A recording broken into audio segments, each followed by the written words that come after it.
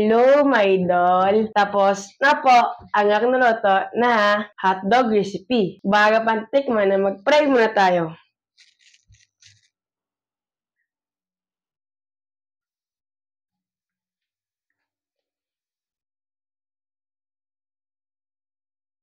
Amen. Tikman na po natin. Napakasarap talaga ito, my idol.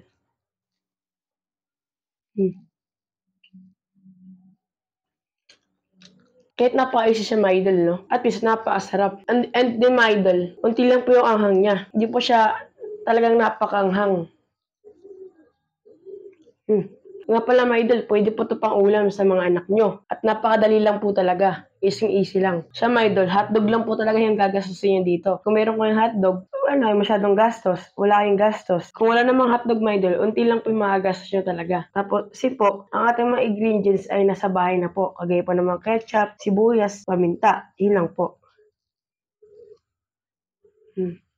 Nga pala, my idol, nagtataka po kayo ng wala pong asin na nilalagay. Kasi po, may, ano po siya, my idol, may lasa na po yung ating hotdog or may ingredients na po siya sa loob. My idol, kung nagustuhan ito yung video na to, pwede po pa-like and share and subscribe. And goodbye!